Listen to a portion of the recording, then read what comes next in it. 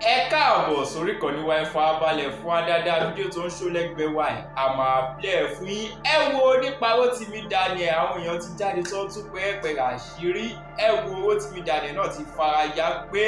àwọn èèyàn sọ aburú nípa òun pé òun lòun fún ìyá Ìjẹ̀ṣà yẹn ìyàwó Olu Alo ní owó pé kó jáde síta kó tú àṣírí. Ẹ wo màrìwò lẹ́ṣìírí egungun sì bọ́ lẹ́yìn tí bá sọ pé náà ń jó lórí omi ẹ sọ pé kí lọ pérò ẹ̀ wá. Ẹ wo túkẹ́ẹ̀dù sọ pé fídíò wọn àlẹ́ ìta máa play fún yín tó bá gbígbà púpọ̀ lè tẹ̀ ń da àkùnmọ̀kọ́ nìyẹn bá subscribe kẹ́ like kẹ́ comment kẹ́ share ẹ lè máa jẹ́ ká àǹfààní content yìí nígbàkúgbà lórí èkó tàbá fi léta ẹ lè máa fi ṣọgbọ́n ìmọ̀ àti òye. Kẹ́ẹ̀bù sọ pé fídíò wọn àlẹ́ ìta máa play fún yín fídíò náà rèé ẹ̀ka sùjọ abẹ́kó. Mọ́mì tèmi wọ́n bí 7 wọ́n ṣàbíamọ gan. So àwọn ẹ̀gbọ́n mi tó ti dàgbà tó gbọ́njú mọ grandpa mi wọ́n nígbà yẹn wọ́n máa má wọn lọ síbi yẹn. So tó bá ti dé ilé wọ́n máa bọ ògùn, wọ́n máa ṣe olókun, wọ́n máa ṣe gbogbo ẹ̀. Pé dáàdì mi gbà yẹn kíní olókun yẹn ó wà nínú yàrá wọn tó máa ń bọ. And things were moving on fine for him. Ọmọ iṣẹ́ àwọn tó máa ń travel ní dáàdì mi ń ṣe, tó máa ń ta òògùn, tó máa ń ṣe tọ́ káàkiri ìlú oríṣiríṣi. Nǹkan tó ṣẹ̀ jẹ́ ká gbédè nìyẹn náà because my mom is from a different place. So mom mi ò gbọ́ èdè dáàdì mi. Dáàdì mi dẹ̀ sọ fún mom mi pé kò gbọdọ̀ sọ èdè tiẹ̀ sí wa. Pé tí ò bá ti gbédè tó pé kó forget. Ọtí gbogbo àṣegbédè nìyẹn tó jẹ́ pé Yorùbá là ń sọ. So nǹkan dẹ̀ ń work out fún dáàdì mi. Ìgbà yẹn wọ́n gbà sí according to the story táwọn ẹ̀gbọ́n mi tó ṣíwájú sọ fún mi wọ́n ní pé dáàdì mi gbà yẹn yàrá kan náà rẹ̀ǹtì gbà yẹn nígbà tó yá wọ́n rẹ̀ǹtì ṣàmọ̀ pé àwọn ilé àtijọ́ yẹn face me I face you ni wọ́n rẹ̀ǹtì like 5 rooms ní line kan ní ibẹ̀ yẹn wọ́n rẹ̀ǹtì 5 rooms. He had like 2 cars. He had people working for him. Things were going on fine for him, but along the side wọ́n tún ń ṣe Baptist náà mọ̀ wọ́n fi ìṣẹ̀ṣe yẹn sílẹ̀. So nígbà táwa bí èmi àti immediate senior sister mi wọ́n ṣe náà ẹ̀mí náà gbọ́njú bá wọn pé à ń ṣe ògùn gbà yẹn alójúbọ ògùn gbà yẹn nígbà táwa yá wọ́n wá kọ́lé tiwọn gbogbo wa move lọ sí ilé wọn. So ìgbà yẹn I was like maybe like mo ṣáà ti gbọ́njú díẹ̀ mo ti pé like 6 years like primary 1 ni mo wà gbà yẹn a ṣe ń lọ Baptist nígbà tá a kúrò ní ibi tá a wà tẹ́lẹ̀ tá a kó lọ sí ibi tuntun tá a gbé. So bí ó ṣàṣẹlẹ̀ pé dáàdì mi tẹ nǹkan mọ́ àkè àwa kúrò ní ìgbà tá a kúrò ní Baptist àwa jọ ìṣẹ̀lẹ̀ àṣà lọ ṣẹlẹ̀. So nígbà tá a tún kúrò ń ṣẹlẹ̀ ó wá kù pé dáàdì mi tẹ nǹkan mọ́lẹ̀ ẹsẹ̀ ń wá dagun àwa ṣe rò pé bóyá nǹkan kan ṣá lọ́wọ́ ní àwọn tẹ̀ nǹkan mọ́lẹ̀ aṣá àti kọ́kọ́ gbé wọn lọ sí hospital kíní yẹn wá ẹsẹ̀ yẹn wá ń dagun wá pọ́n àṣà àwọn òpè àwọn sẹ̀lẹ̀ wọ́n ṣiṣẹ́ wọ́n ṣe gbogbo ẹ̀ bí àwọn Deeper Life ṣe dé nìyẹn. Èmi kéré ńgbà ẹ was like bóyá bí 10 years old. So bí àwọn Deeper Life ṣe dé nìyẹn wọ́n ṣáà pray ẹsẹ̀ ẹ lọlẹ̀ bàtú ṣe kúrò sáyà pàṣẹ join Deeper Life nìyẹn. But mom mi ò tẹ̀lé dáàdì mi lọ Deeper Life for real because mom mi á ní Deeper Life ni mom mi ń pè wọ́n mom mi sì ń lọ sele tí wọn dad mi ń lọ sí àwa ń tẹ̀lé dad èmi ọmọ mọ́mí ọmọ dáàdì lèmi ń tèmi èmi ò fi síbì kankan táwọn sisters mi àtàwọn brothers mi wọ́n ṣe ń tẹ̀lé dad mi lọ mọ́ mi lọ sí sele but èmi o mo tẹ̀lé dáàdì mi lọ sí deeper life because mo mọ Bible ṣí gan gbà yẹn tó bá ti kó ti Bible dáàdì mi máa mú mi dání máa jókòó sẹ́gbẹ̀ẹ́ wọn mo máa bá wọn ṣí Bible mo máa bá wọn ṣí so dáàdì mi láìkí wọ́n rí ìmú mi wọ deeper life gan wọ́n láìkí kan wọ́n mú mi lọ church every Sunday a máa lọ fún Bible Monday Bible study a máa lọ fún setting pé Thursday program wọn yẹn gbogbo ẹ̀ because mo Bible ṣe àwọn deeper life all good kọ́ mo ní Bible so ibẹ̀ ni. ẹ mọ̀ táìpù allegedly sí comment section lóòrèkóòrè torí wípé ìṣẹ̀lẹ̀ tó ṣẹlẹ̀ àsìnbẹ̀ ẹni tó ṣẹlẹ̀ sí ló sọ fún wa wọ́n dẹ̀ ní tó pamọ́ lójú èèyàn kedere ni níwájú Ọlọ́run so ẹ má bá wa fi allegedly sísàlẹ̀ ẹ ṣe torí ó ti gba díẹ̀. mo ti mọ Bible Genesis Exodus lọ́wọ́ máa fi kọrin fún wa so bàṣà ṣèjọ́ ní deeper life nìyẹn so àwọn aṣáàmà jẹ́ má mẹ́nu lọ síbẹ̀ gbogbo kárátà àwọn gbà yẹn but meanwhile dad mi à ń lo earring à ń lo bóyá earring tó ń tó yẹn la máa ń lò gbà yẹn a máa lo earring a máa ṣe gbogbo ẹ̀ dad mi wọ́n láìkí wa gan because obìnrin ló pọ̀ jù nínú wa àwọn ọkùnrin wa ò pọ̀ so dad wa máa ra jeans fún wa ọmọ ní àtàwọn fellowship. Olabi Dupsy, thank you so much. Mr. Ojo. Leta be multi-beast, thank you. Enterprises, thank you so much. And àwọn ọmọ tí ò bá mọ ẹ̀wọ̀n asọ́mọbìnrin ẹ láti mọ bó ṣe ń bo ẹsẹ̀ pé àwọn ọmọ tí ò bá mọ bó ṣe ń kọ́ra ara wọn jíǹsì dá fún wọn kíní kan so aṣáàtún kúrò ní deeper life a tún lọ sí church kan CAC background ní ṣá àwọn iṣẹ́ àtiṣe tí wọ́n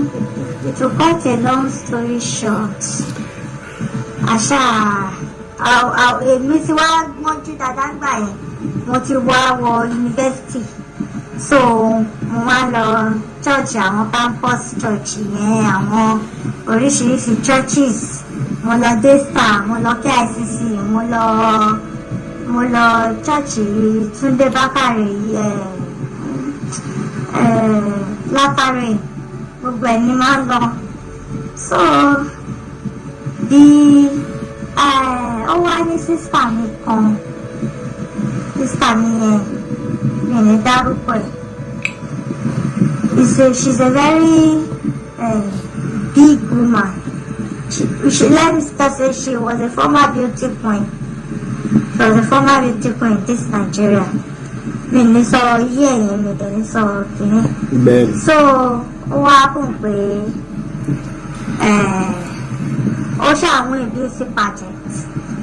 Ó win beauty pageant. So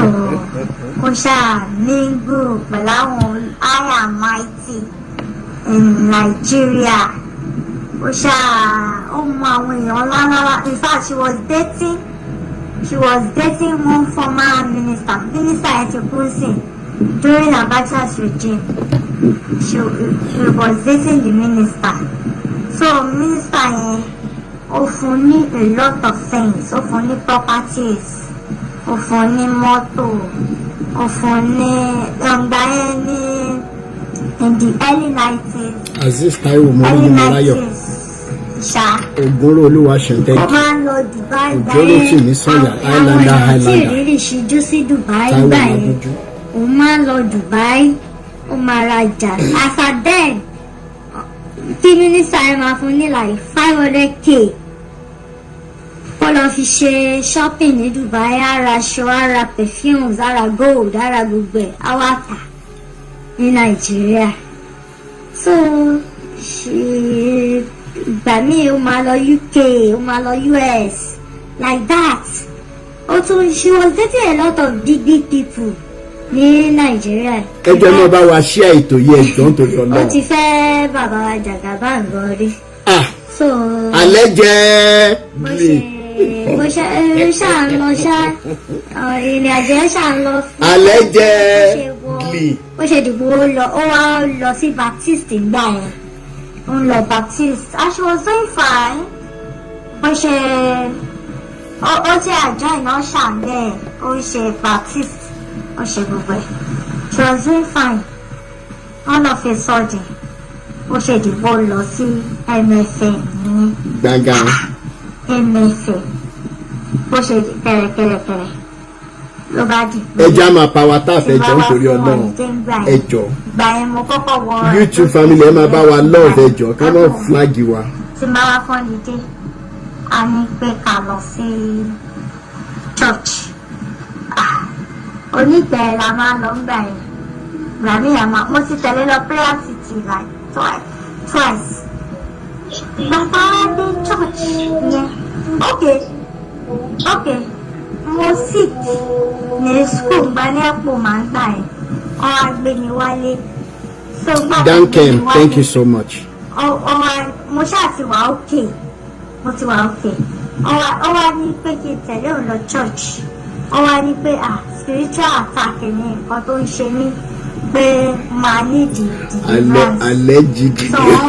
ẹ̀gbọ́n mi first mom mi mo wá lọ sọ́dọ̀ ẹ̀gbá yẹn bí àwọn ṣe mú mi lọ sí MFM tó wà ní ṣáàpò wọn jọ ni so bá ṣe wọlé báyìí ni woman yẹn ó kàn ṣe wá àtàkì sísà mi nìyẹn pé kí ló dé tí wọ́n ṣe tọ́ paint sẹ́sẹ̀ àtọwọ́ pé kọ́kọ́kọ́ mú paint ẹ̀ wá fún wọn blade wọ́n ní kọ́kọ́ mú paint ẹ̀ kan ṣì dànù fóun tó gbọ́ anything bàbá tí mi ṣe mú pẹ̀ blade ọwọ́ aṣáàṣì paint yẹn ọwọ́ àwa jókòó ṣá bí ó ṣe sọ pé wọ́n wá gbé ìwé kan lé wa lọ́wọ́ pé ká máa ṣe pé ká máa ọ̀pọ̀ àwọn prayer point rádaràda kan síbẹ̀ do you drink Fanta in your dream do you drink Coke in your dream do you ṣe kíní kan do you have sex in your dream wọ́n ṣàpọ̀ ọgbẹ̀ bí woman ṣe gbé prayer point lé wa lọ́wọ́ nìyẹn bí aṣáṣe ń ṣe prayer point ẹ̀ ó kàn stop ni meanwhile wọ́n ti sọ fún mi lọ sísù pé I should be taking my drugs religiously so ẹ tó wá introduce wa sí church yẹn ó wá sọ pé pé mo lè jẹ bó tẹ̀jẹ́ tíì kí n mú sódà máa lè lògùn kí n tó lọ fún Deliverance so ní àárọ̀ ọjọ́ yẹn mo wá jẹ wọ́n ń bọ́ ìdẹ̀ fún pẹ̀ títú sílẹ̀ dé òmìnira dé òótọ́ dé bó ṣe wò mí báyìí ó kàn ní you drank tea and egg this morning mi lè ìgbà tó ti sọ ìzápè kan tí mo jẹ mi lè deny because ẹni ẹ sọ pé tó bá ní ṣé mo ti jẹun kì í sọ pé mi sì jẹ anything mi lè deny I couldn't she was looking at me straight in the eye so I couldn't deny bí mo ṣe sọ pé yes yẹn ló bá pe sísá mi pé àwọn ṣe máa fọwọ́ gbé dáná lójú báyìí àwọn ṣe máa ṣe kí ní kan ṣe wọ́n ti sọ pé máa wà ní bíríbírí ni wọn ò gbọ́dọ̀ jẹun ní ò gbọ́dọ̀ ṣe kí ní kan láti ń bá bẹ̀rẹ̀ sí ní bẹ̀ pé dókítà ló sọ pé mo láti lò wọ́n ló bá ní aṣáàbẹ̀ àwọn àti ìbá kúnlẹ̀ ló bá bẹ̀rẹ̀ sí bẹ̀ mo ṣàwò pé irú nọ́ọ̀sì rere mo ṣàjókòó ṣá meanwhile bàbá ṣe prayer tán bẹ́rẹ̀ àràdàràdà tán lọ́ba tún ní ká jókòó fún Deliverance session nínú Deliverance session yẹn I saw a lot of things okay ó ní gbẹ́ ọ̀kan táṣà sọ pé ojú ẹ̀ ti fọ́ tán wọ́n á bẹ̀rẹ̀ sí dáná ṣàn sí bẹ́ẹ̀ ni olóró olúwa ṣeun mo ṣáà ń wò èmi àti sísà mi ṣáà ń wò ó ní bẹ́ẹ̀ jẹ́ mo ti jẹun kì í sọ pé mi sì jẹ anything mi lè deny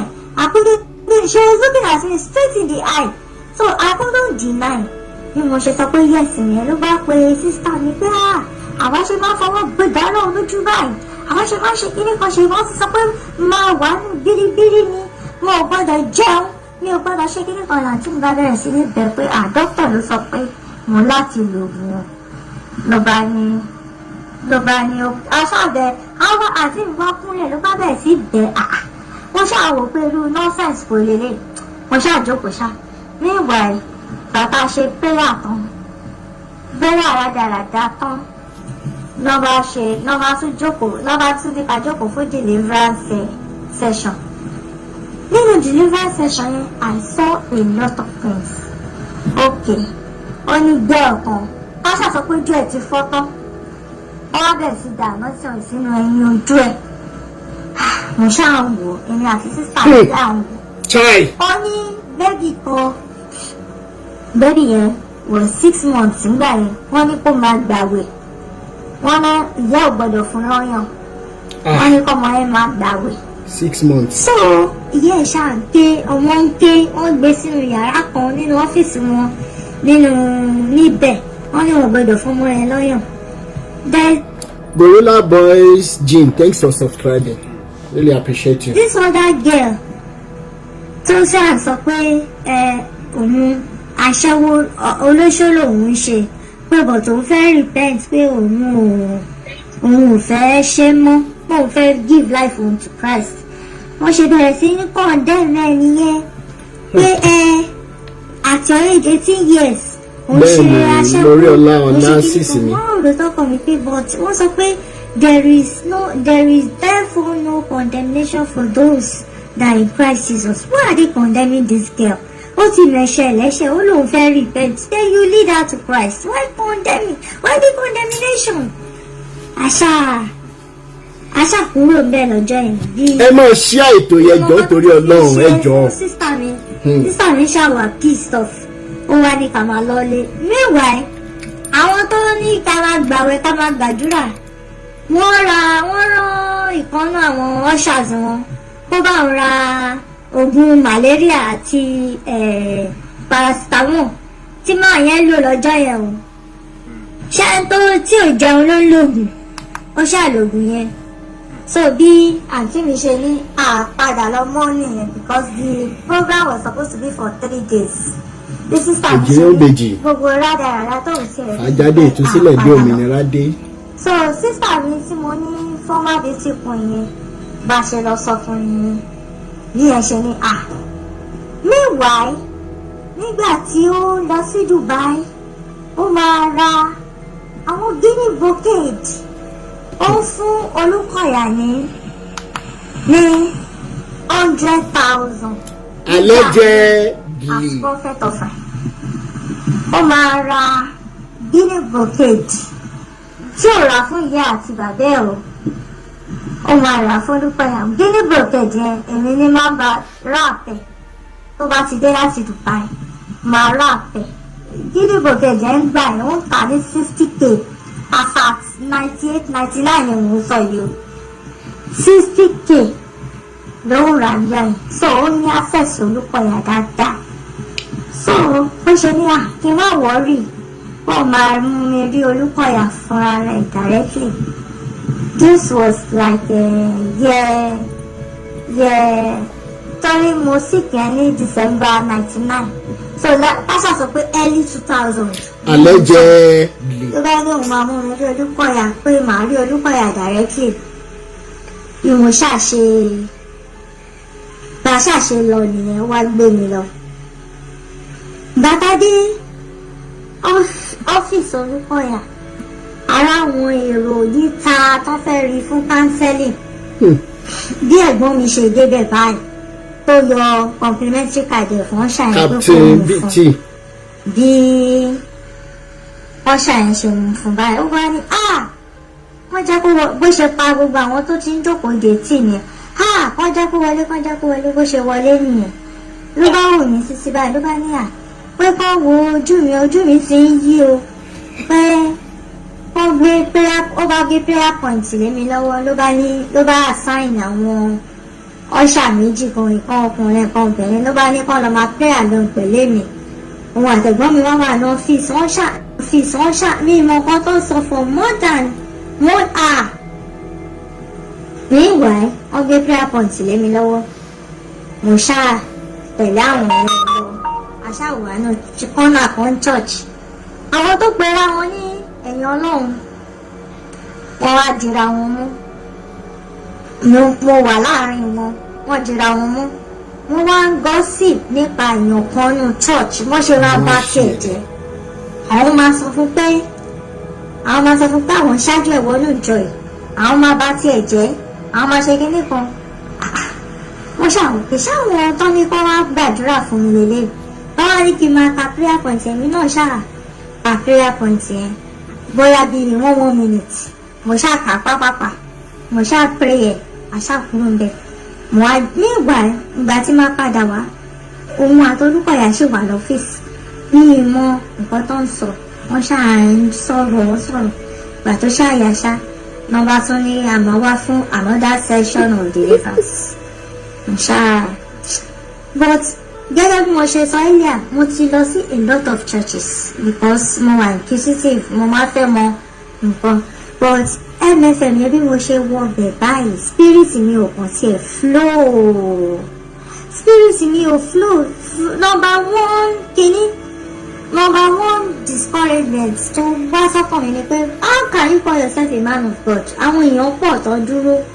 because somebody said is so limited o wá pa àwọn èèyàn yẹn tí o wá ìdálò authentic ni sọ kankan o. number 1 turn off for me number 2 turn off àwọn tó ní kó lọ gbàdúrà fún mi wọ́n ṣe ń gossip. They didn't even pray for me. I prayed that prayer myself. So, àṣà ń wá fún Deliverance, mo ṣáà rò pé kí ni gbogbo nonsense. Ẹ̀gbọ́n mi ò ní jẹ́ kí n sùn dáadáa. Èmi tán ní kí n máa sùn. Ẹ̀gbọ́n mi ò ní jẹ́ kí n sùn. A ti jí mi 5, a ti wẹ̀, a ti gbọ̀nà oníkẹ́ bóyá oníkẹ́ àbí wáyà ni ṣá. To cut a long story short ṣá, ẹ̀gbọ́n mi ṣáà bẹ̀rẹ̀ sí ní ó wá di pé alóhùn lálà òun rí yan ẹyẹ wọnú yàrá wọn ẹyẹ fò káàkiri ilé kọkìnìkan. ṣé wọ́n ti wípa sọ nǹkan kan wípé ìjọ téèyàn bá mọ̀ tán nípa oríṣiríṣi Jésù tí wọ́n ń gbé káàkiri tó bá kọ oríṣiríṣi Jésù yẹn lẹ̀ tó ní ìtí ẹ̀ ṣe mọ́ ìjọ yẹn làlàkàlà máa fi ẹ́ lẹ̀ o ìjọ yẹn ni programmed Satan ni wọ́n máa fi ẹ́ lẹ̀ torí tọ́mọ̀ ń jẹ́rìí ní Jésù àti Sátánì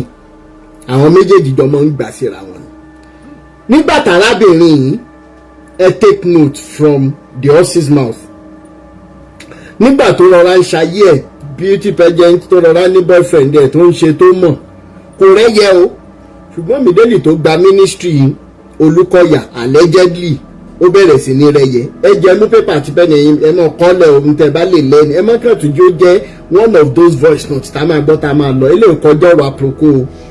allegedly. bó ṣe di pé àwọn pastors kan máa wá pray fún ilé wọ́n ń sùn wọ́n máa ṣèṣọ́òru èmi dẹ̀ tí wọ́n á move wá sí Unilag ńgbà yẹn no mi tí wá sí ṣé mo ti wá sí okay I can't really remember because I took a transfer from Edo State University wọ́n á padà wá sí Unilag mo ti parí ṣá so àwọn brothers yẹn wọ́n máa wá wọ́n máa gbàdúrà ṣe ṣọ́ọ̀rù ṣe gbogbo ẹ̀ ìgbà tó yá ẹyẹ bàjẹ́bàjẹ́ ògbóró. ó ṣàkúrò ó kúrò lẹ́kọ̀ọ́ ó lọ sí àfẹ́mọ́ bí tó lọ ń gbà yẹn for good 3 years. Bàbá ti lọ sílé yẹn wọ́n ṣàsọ pé kò sí ń bẹ̀ mọ́ àwọn pastors ó dàgbà àwọn pastors wọ́n wá pè fún mi lọ́wọ́ àwọn pupa ilé yẹn bó ṣe di pé ó ṣáà lọ so ó wá ṣáà di pé ọ̀rọ̀ ẹ máa eré náà là ń pọ̀rọ̀ ẹ ó máa láronú à ń pọ̀rọ̀ ẹ lówó ó láronú kò mà wálé 1 year 2 years 3 years bí mọ̀ọ́sí mi dẹ̀ ti ń sick ní ìgbà tó bẹ̀rẹ̀ sí lọ sí MFM yẹn àwa ní kí mọ̀ọ́sí mi wá bá òun ṣe holiday àwa gbé mọ̀ọ́sí mi sí yàrá pẹ̀lú ọmọ ọ̀dọ̀ ẹ̀ a máa sọ fún ọmọdé pé ọmọdé a máa sọ fún mọ́ sí mi pé àjẹ́ ni mo sí mi pé kàn repent mo sì mi tó wà diabetic a máa fún wọn lóúnjẹ ní 12 o'clock a ṣẹ̀wá máa ṣa ẹ̀wà ní 11 a ṣẹ̀wá máa fún wọn lóúnjẹ ní 12 o'clock ni ọmọdé lẹ́tà lọmọdé wá sọ pé iṣẹ́ tí sísítà mi rán òun sí mi fóun ò lè ṣe pé sọ òun ń lọ bọ́mọ ẹ ṣe kúrò lọ́dọ̀ ìyẹn mọ̀ sí mi wá padà sílé mọ̀ sí mi wá ní àtàrí àjànàkú ní ọ̀rọ̀ ẹ̀ pé kò tẹ́rù àwọn gbé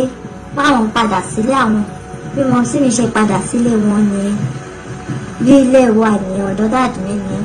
so meanwhile ó ṣáà lọ bí mọ̀ sí mi ṣáà wà lórí let's talk about it with maybe bí mọ̀ sí mi wá ní she's trying to watch mommy's weight. ṣé báwọn ṣe máa kú ní táwọn onírọ́mọ àwọn lọ bá wọn wá ọmọ àwọn o lọ bá wọn wá ọmọ àwọn lọ bá wọn wá ọmọ àwọn àwọn ò rí ó ti tọ́dún mẹ́ta sìn ní sísà mi wá ní àpé ẹ̀rọ ọmọ yín ṣé òun nìkan lẹ́bí náà wọ ẹ́ fi mílẹ̀ járe bí sísà mi yẹn dẹ̀ bá àwọn military ṣiṣẹ́ àṣẹ civilian staff bí àṣàṣe. Thank you, Ameda. Mínísítà yẹn tó Ahmed fẹ́ ń gbà Adubi, yẹn thank you. ó rí ìfẹ́fẹ́ as a second wife but mọ sí mi ní láíláí ọmọ àwọn ò lè fẹ́ Muslim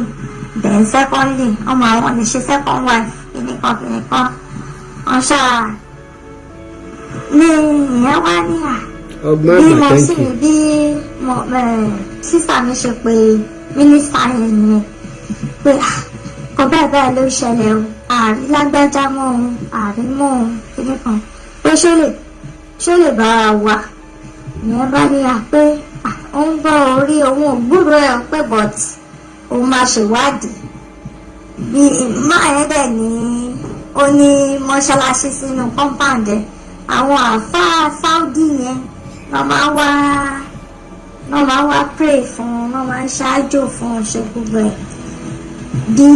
ìyẹn ṣàṣe consult àwọn àfáà ẹni yẹn wọ́n bá sọ pé ẹnjìnìá ló wá bùkọ́ lámì north ló wà pé bọ̀ táwọn ò lè sọ precisely part of the north tó wà pé bọ̀ táwọn rí i pé north ló wà bí máa yẹn mínísítà yẹn bó ṣe pé nǹkan àwọn ọ̀rẹ́ ẹ̀ tọ́jọ́ lọ sí Dubai tọ́jọ́ máa lọ Dubai nígbà yẹn lọ rajà bí ìyẹn ṣe ṣàṣẹ ní òun rí ní MFM l'Abuja pé wọ́n tẹ̀sí fá orí ẹ̀ pé ó ń wo zó. ohun tí wọ́n forúkọ Jésù gbé pamọ́ allegedly wọ́n ti fi orúkọ Allah àti tírà wọ́n ti fi wá jáde allegedly ẹja mọ̀ gbọ́ nìṣó. Obo ora zobo ohun zobo Leta ìyẹn bá ní yé pẹ̀lú irú branch wo yẹn ṣàjúwe bẹ̀ bí mínísítà yẹn ṣe pé sísà yẹn pé wá má bọ̀ nílọrin àwọn rí nǹkan báyìí bí máa yẹn ṣàṣe fún wọn lówó nìyẹn pé kán lọ sàbújá kán wá lọ sàbújá ọ̀sì mi ṣáà mọ́tì mi ò lè ṣe kankan wọ́n ti wà ní ìdùbúlẹ̀ àìsàn gbà yẹn àìsàn yẹn tẹ̀ pọ̀ gan so ọ̀sì mi ṣáà àti sísà mi first born wa wọ́n ṣàgbéra ó ní ọ̀rẹ́ broda in-law mi kan tó ń ṣiṣẹ́ ní ministry kan l'Abuja is a big man is a top officer ọjà pé ministry of defence yes ministry of defence bí ẹ ṣe host wọn nìyẹn nílé ẹ̀ṣà ìyẹn ṣàgbé wọn lọ sí church yẹn tó wà l'Abuja yìí ìyẹn gbé wọn lọ síbẹ̀ ìyẹn ṣáà ó wá ní tó bá ti ṣe tán tó bá ti rí ní ìgbà yẹn ní bóun ṣe park tó ń bọ́lẹ̀ òun rí tó sá sáré wọnú ọ́fíìsì kan òun àwọn ọ̀gá ṣé lágbẹ́jà kọ́ yìí wọ́n ṣàwùjọ pé but òun ò wá ṣọ́ọ̀bù yá òun lòún rí òun kọ́ bí ìyẹn ṣàṣe bí dáàdì mi àti sísá mi wọ́n ṣe wọlé nìyẹn wọ́n ṣàlọ́ ń béèrè ẹ̀ wọ́n ṣàdárúkọ ẹ̀ wọ́n ní church administrator ló bá ní kò sí around pé kò sí around báwọn dẹ̀ mọ̀ bóyá máa dé church níjọ́ yẹn ní dáàdì mi wá ní àwọn ṣàgbọ́dọ̀ rí àwọn ṣàmárí ṣá bí church administration ṣe ní kán jókòó ní ìgbà tó yá wọ́n wá rí bàbá kan tó sọ èdè tó sọ Benin language wọ́n ṣàwá tó sọ èdè tó sọ Benin language wọ́n ṣàwá fi Benin language bẹ̀rẹ̀ lọ́wọ́ ìpè àwọn ń wọ́ ọmọ àwọn ohun kìnnìkan wọ́n ṣàdárúkọ ẹ̀ ló bá ní hà pé ìyẹn ṣàṣọ tọ́ṣọ́ pé ó máa wà ráńpẹ́ but ó mínísítà fáwọn kan wọ́n ní so bó ṣe ṣàṣe wọ́n ló ṣáà mínísítà àwọn àwògbà mínísítà ìjọwọ́ ló di pásítọ̀ sísítà mi wá sọ pé níwà ẹ pé ìkọ́nù wọn tọ́jọ́ mínísítà ìyẹn ṣe kánsẹ́lì fáwọn single ladies pé ẹ̀kọ́ táwọn máa gbọ́ lẹ́nu ẹ̀ ni pé òun lòun wọ́kọ̀ òun wọ ṣòkòtò pé òun wọ ṣòkòtò pé tó bá wọ ṣòkòtò pé ọkùnrin tó bá rí ẹ ọkùnrin bíi tiẹ̀ ló máa rí kò ní wà attracted pé ọkùnrin bíi tiẹ̀ ló máa rí àǹtí mi láwọn ṣàwà pissed off pé irú nonsense message wo lélẹ́yìí àwọn ṣáà wo gbogbo nonsense tó ń ṣe wọ́n ní administrator ya wọlé wọ́n jáde wọ́n ṣe kó ṣàǹdà wọn ríboríbo wọ́n ní finally ṣàjáde fáwọn ó ṣe bẹ̀rẹ̀ sí ṣépè fún dáàdì mi nìyẹn pé you causeless ṣàná yóò ṣàní ó ṣe ṣe pé you will gather for my sake you will scatter pé ìyá yẹn ní dáàdì mi wá ní a ti ń wẹ̀ for the past 3 years àmọ́ pé nínú wa tí ẹ máa wo tó bá tẹ̀ máa gbaṣẹ́ olúwa máa wálé wá wò ìyá ẹ ó sì kí òun ló ní ká ó ní ìjáwó ìyá jẹ ìyá tó jẹ́ pé òun ló ń ṣe òun ìyá tó jẹ́ pé òun separate around from the family òun ṣe family mọ́ ọwọ́ àná wọn sí church administrator rẹ pé father ò lélẹ́yìí o mother ò lélẹ́yìí o àwọn èèyàn ò lélẹ́yìí o pé òun àti mi láwọn ṣàbẹ̀ sí wò gbà dàpọ̀ mọ̀ ìtìyàwó rẹ o àbẹ́ẹ̀ ló ń bá sọ̀rọ̀ báyìí ló bá bẹ̀ sí ṣépè fásitì pé àjẹ́ mọ́ sí mi ti fún lájẹ́ kíníkọ́ láti mi bá wọ́n ṣàbẹ̀ sí táwọn síra wọn náà bẹ̀ sí búra wọn ní dáàdì mi bá ní èmi ni mo bí ẹ èmi ni bàbá ẹ èmi ni mo wẹ̀ dàgbà tẹ̀lé mi wá lọ wò yẹ ló bá ní kí ayé kú dànù kíníkọ́ ní sísà fún wa ní ìyá ẹ kò pẹ́ owó secondary school owó primary school wọ secondary school owó beauty pageant ó ṣe gbogbo ẹ̀ kò pẹ́ gbà ẹ̀ sí tó wà yẹ kó máa jẹun ọmọ ló máa pa ẹ̀ wẹ̀ kò sí wàhálà bí dad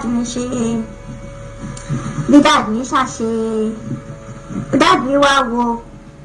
administrator yẹn wá sọ pé you made my daughter to deny me pé all in the name of serving God pé look at my grey hair but when you get to my age when you have grey hair like me your children will run away from you your children will deny you in the mighty name of Jesus bí brother tó ń sọ òyìnbó èdè yẹn bó ṣe fèsì dájú mi nìyẹn pé ẹ wá bẹ́ẹ̀ pariwo from now till Jesus come from now till thy kingdom come olùkọ́yà fúnra rẹ̀ ló gbé wá sí bíbá pé kò sí nǹkan tẹ́ lè ṣe sí kò lè kúrò ní bíbá pé so dájú òun ò bá advice ní kẹ́ máa lọ ó sọ lédè ní o ó sọ lédè tí dájú mi ṣáá ó wá sọ fún sísà mi pé tó bá délé láyé àtàlàáfíà kó sọ pé lọ́wọ́ olùpàyà kan lòun sáà wọ́n ṣàná ta ọ̀sẹ̀ sísà mi wá ní òun wá délé pé ìgbà tí ọ̀nkú yẹn wá dé ọ̀nkú tó host wọn yẹn that's my brother-in-law's friend tí mo náà jẹ́ ọ̀gá ní Ministry of Defence wọ́n wá sọ gbogbo ẹ̀ fún bọ́rọ̀ ṣe ṣẹlẹ̀ everything ní wọ́n ní dáàdì òótọ́ máa tó fèdè sọ̀rọ̀ sí ní ọ̀tọ̀ ló sọ pé ẹ mọ́kàn kúrò bẹ́ẹ̀ láti bí wá ní láti mi ò ṣáà lè jẹun bí ọkù yẹn ṣàṣẹ lọ gbé ẹja ó ṣàní kàn ṣe pẹpẹ soup kàn ṣe ẹja yẹn ṣàní dáàdì mi jẹ lálẹ́ iṣọ́ yẹn wọ́n ṣàmú mi sí wọ́n dé sísà mi ní wọn ò sùn wọ́n kàn pace up and down wọ́n tún ṣàní the next day wọ́n ṣàgbéra from Abuja